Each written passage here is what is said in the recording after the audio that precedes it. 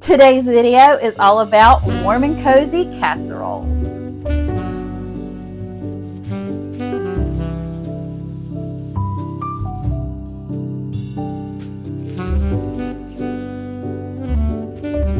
Hey y'all, I'm Sammy and welcome to my kitchen. In today's video, I'm going to be sharing my top 5 warm and cozy casseroles. So sit back and relax, grab you some sweet tea, and let me do all the cooking. Come on, y'all, let's go. So we are going to start this video off with a wonderful, amazing, cozy casserole, which is $1 Million Chicken Casserole. Y'all, this one is amazing, and it's so easy to put together. Starting out in a large bowl, I have 1 8-ounce block of cream cheese that I have softened in the microwave, and I just kind of spread that around. We're going to add in 1 can of cream of chicken soup, along with 8 ounces of sour cream. I just used the Walmart brand and it works out just fine. We're going to add in 8 ounces or 1 cup of cottage cheese. We're going to season that with some garlic powder and onion powder, about a teaspoon each, before adding in 3 large chicken breasts diced up. And then they're boneless, skinless chicken breast. Now you could use smaller ones if you wanted to as well. But we're just going to give that a good stir together, make sure everything is well combined and all of that chicken is coated. Then we're going to spread this into a 9x9 square baking dish, or whatever baking dish you choose. Make sure that that is all smoothed out, and then we are going to top it with a Ritz cracker topping, which is just a sleeve of Ritz crackers with about 4 tablespoons of butter melted right on into it. That goes into a 375-degree oven for about 25 to 35 minutes. And y'all, this one was amazing.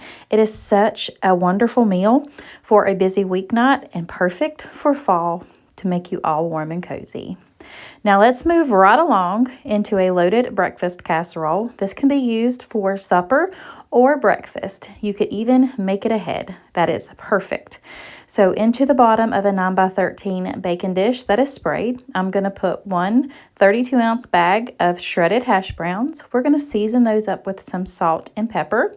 You could put garlic powder and onion powder on here too, but I just decided with the good old-fashioned salt and pepper, along with 1.5 cups of shredded cheese. Then you'll come over to your skillet and saute up your veggies. Whatever toppings you want can go in this. I decided to do some diced up ham or Canadian bacon, which is what I chose to use. I did brown that up a little bit just to get the flavor into that pan with that butter. We'll scoop all of this out. We'll add just about a tablespoon more of butter to get all of those brown bits off that pan, which, you know, in my opinion, that's Flavor City right there, y'all. We're going to add in a cup of diced up peppers, a 1/2 cup of diced up onions, and a 1/2 cup to a cup of mushrooms. But like I said, the toppings are completely up to you all. Then we added in about 2 tablespoons of minced garlic, and we're just going to let those saute together, and then we'll set those aside and get our egg mixture going. Now I used a dozen of eggs. And then I'm going to add in 2 cups of whole milk and a little bit of salt and pepper in there, of course, because you need to season in layers, y'all. We will whisk that all together, and this is what gets poured right over the top of everything. So once we get those whisked together, we're going to just put it aside. We're going to bring back our hash brown casserole. We can just make it a new word, a hash roll. Pour your sauteed vegetables right over the top of that cheese. Add your ham right back to the top of it. Spread that around. And once you have that nice and even over the top, that way, you know, everything is combined well, or everybody gets a bite of everything, you'll top that with mo cheese, because mo cheese, mo better, and then douse it in that egg. You'll use all of that egg mixture right on top, but you'll have to pour it slow because you don't want it to flop over your dish. Then I topped it with some Gouda and some Havarti cheese. I just broke them up into slices. That went into the oven at 375 degrees for about 35 to 45 minutes until all those eggs were nicely cooked and the top got golden brown.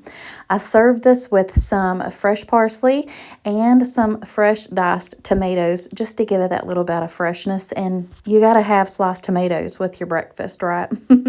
This was amazing. Now to my favorite recipe of of all times. This gets made on a, at least a monthly basis, if not a couple times a month, which is the lazy lasagna. So you'll start out by making your favorite pasta sauce or meat sauce. You don't even have to put meat in it if you don't want to, if you just want it a simple way. But I start out with a pound of ground beef, and I season that up with some Badia Complete and some beef bouillon, about a teaspoon each of those. And then we're going to put some peppers and onions in there just to your tasting. And then I will add in 2 tablespoons of minced garlic and 1 to 2 tablespoons of tomato paste. Now we'll stir that all together just to make sure that that tomato paste is blended throughout that meat. And then add in your favorite jarred sauce, ragu, prego, Rayo's, whatever you got, whatever you want, that's what you dump in there. Then you'll just stir that together and let that simmer while you get your casserole dish ready and your cheese mixture.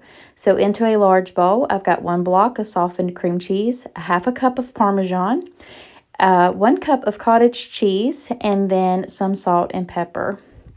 Very easy on the salt though because of that Parmesan.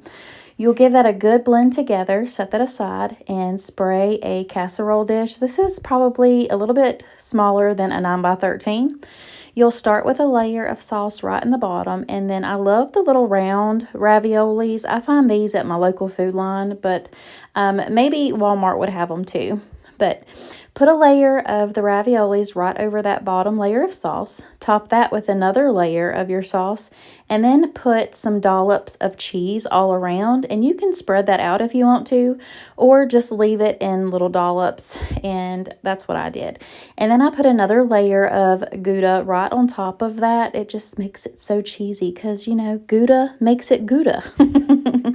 Now we'll just repeat those layers until we get to the top right here. And then I always finish that off with just another layer of the cheese mixture. And then now I do spread the top layer out just a little bit. That way it looks pretty when you go to bake it in a 350-degree oven for about 35 to 40 minutes. But not before y'all top it with cheese. Did y'all expect any less with me? I love me some cheese around here. So this gets baked up until it is nice and golden brown and bubbly. And y'all, it don't take very long. And this will have your whole house smelling amazing. As you can see right here, this is literally right after I pulled it out of the oven. And oh my goodness, y'all, is this amazing. You'll definitely want to give this one a try. Now, if you don't mind, would you do me a favor and just hit that like button and tap that subscribe button as well and become part of my YouTube family? I'd love to have y'all, and it's free. Next up, we're going to make one of my all-time favorites, a taco tater tot casserole. This will surely become a favorite of y'all's as well.